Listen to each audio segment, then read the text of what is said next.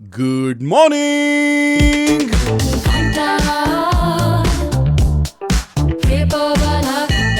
Very good morning. तुम्ही tune केलंय माय FM. माझं नाव आहे प्रसाद. घेऊन आलोय पेपरवाला घंटा. येस बॉस, पुन्हा एकदा एक नवीन दिवस, एक नवीन सकाळ आणि त्यासोबत नवीन आठवड्याची सुरुवात. कारण की याचा वार आहे सोमवार, तारीख आजची 6 ऑक्टोबर 2025. तर चला शोची सुरुवात करूयात.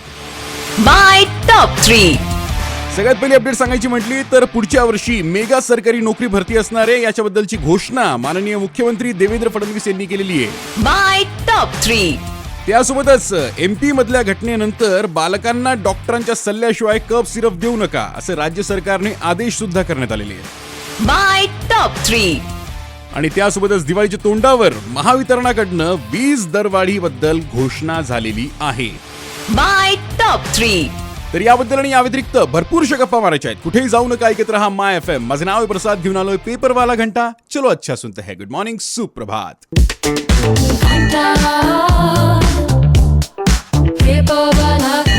ऑल राईट, गुड मॉर्निंग, सुप्रभात. तुम्ही ट्यून केलंय माय एफएम. माझं नाव आहे प्रसाद. घेऊन आलोय पेपरवाला घंटा. तर चला वळूयात पहिल्या अपडेटकडे. नाही बॉस, म्हणजे माननीय मुख्यमंत्री देवेंद्र फडणवीस यांनी घोषणा केलेली आहे की राज्यात पुढच्या वर्षी मेगा सरकारी नोकरी भरती असणार आहे, जी अत्यंत पारदर्शक आणि गतिशील पद्धतीने करण्यात येईल. आणि यामध्ये एकूण 10,309 उमेदवारांना नोकरीची नियुक्तीपत्र दिले जातील. त्यातले 5,187 जे काय आहेत ते अनुकंपा तत्वावर असणार आहेत आणि उरलेले 5,122 जे काय आहेत ते एमपीएससी मार्फत नियुक्त असणार आहे. एकंदरीत आनंद या गोष्टीचा आहे की बॉस, सरकारी नोकरी मिळणं हीच खूप मोठी गोष्ट आहे आणि सध्या बेरोजगार लोकांची संख्या दिवसेंदिवस वाढत चाललेली आहे.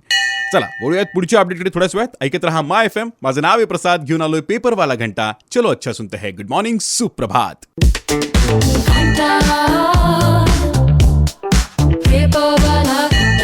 गुड मॉर्निंग, सुप्रभात. तुम्ही ट्यून केलंय माय एफएम. माझं नाव आहे प्रसाद आणि सकाळी सकाळी उठल्यानंतर बरेचसे लोक सोशल मीडिया बघतायत आणि मला सर्च करत असतील तर तुम्हाला सांगून देतो स्पेलिंग माझं RJPRASAD, RJ Prasad. That is my Instagram handle. चला वळूयात पुढच्या अपडेटकडे. म्हणजे दिवाळी तोंडावर आली आपल्याला, ते कळालंच आहे. बट त्यासोबतच महावितरणाकडनं वीज दरवाढीबद्दल घोषणा करण्यात आलेली आहे. आता या दिवाळीत आपल्याला इलेक्ट्रॉनिक दिवे लावता येतील का, हाच एक मोठा प्रश्न आहे ना. नाही, पारंपरिक दिवे आपण लावू शकतो, बट त्यासोबत आणखीन एक दिवा लावू शकतो. अहो, काहीतरी सक्सेस मिळवल्यावर आपण म्हणतो ना, दिवे लावले ते सुद्धा दिवे होऊ शकतात ना यार. Jokes part. बट सांगायचं म्हटलं तर 1 ऑक्टोबरला महावितरणानं सर्क्युलर जारी केलं होतं. सप्टेंबरमध्ये झालेल्या वीज वापराबाबत इंधन समायोजन शुल्क आकारण्याबद्दल आदेश केले होते आणि आता पुढच्या आदेशपर्यंत ही दरवाढ लागू राहणार असल्याची माहिती सुद्धा दिलेली आहे. आता ऑक्टोबरच्या बिलात प्रति युनिट 35 ते 95 पैशांची वाढ झालेली आहे आणि त्यांचं म्हणणं असं आहे की व्यावसायिक आणि उद्योग ग्राहकांना दरवाढ केली गेलेली आहे. कुठे ना कुठे ही सायकल तुम्हाला माहिती असेलच ना. हा त्याच्यावर डिपेंडंट, तो त्याच्यावर डिपेंडंट, तो त्याच्यावर डिपेंडंट. एकमेकाचा खर्च एकमेकांकडनं काढला जातो, म्हणजे सर्वसामान्य माणसाच्या खिशात हात घातला जाणार असो. गॅस वाढला, व्यावसायिक, आता वीजही वाढली.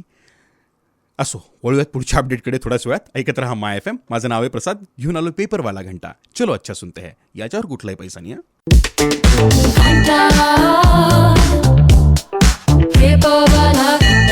गुड मॉर्निंग, सुप्रभात. तुम्ही ट्यून केलंय माय एफएम. माझं नाव आहे प्रसाद. घेऊन आलोय पेपरवाला घंटा. पण घड्याळात जर बघितलं तर 9 वाजायला बस काही मिनिटं बाकी आहेत म्हटल्यानंतर मला तर निघावं लागणार आहे. बट जाण्याआधी तुम्हाला अत्यंत महत्त्वाची अपडेट पण देणार आहे. म्हणजे बालकांना डॉक्टरच्या सल्ल्याशिवाय कफ सिरप देऊ नका असं राज्य सरकारने आदेश सुद्धा दिलेला आहे. स्पेशली 2 वर्षाखालचे बालक जे काय असतील त्यांना. कारण लहान मुलांना सर्दी आणि कफचे बहुतांश आजार नैसर्गिकरित्या बरे होतात असं त्यांचं सांगण्यात आलेलं आहे. आणि जर तुम्हाला वाटतंय की जास्तच त्रास होतोय तर डॉक्टरांच्या सल्ल्याशिवाय हे औषध देऊ नका. म्हणजे नॉर्मली आपल्या घरात जर लहान मुलं असतील तर आपण हे बेसिक औषधं सोबत ठेवतो आणि आपल्याला थोडंसं जरी वाटलं तर आपण लगेच त्या देत असतो ना. पण सध्या मला एकच म्हणायचं आहे, डॉक्टरांच्या सल्ल्याशिवाय कोणालाही, लहान बालक असतील तर त्यांना तर नाहीच नाही, पण मोठ्यांना सुद्धा देऊ नका. आणि त्यासोबत जर बोलायचं म्हटलं तर MP मध्ये 11 बालकांचा, निष्पाप बालकांचा या कफ सिरपमुळे जीव गेलेला आहे. सो मला एकंदरीत एवढं सांगायचं आहे की जीवासोबत खेळ नको, काळजी घ्या, आपल्या बालकांची काळजी घ्या, तुमची सुद्धा काळजी घ्या. थोडंफार जरी इकडे तिकडे वाटलं, डॉक्टरांची भेट घ्या आणि डॉक्टरांच्या सल्ल्याशिवाय तुम्ही सुद्धा औषध घेऊ नका आणि बालकांना तर बिलकुल देऊ नका. चला, मी इथून निघतोय. भेटूयात उद्या सकाळी 8 वाजता पेपरवाला घंट्यासोबत ऑन माय एफएम. चलो अच्छा सुनते हैं. Good morning, have a nice day.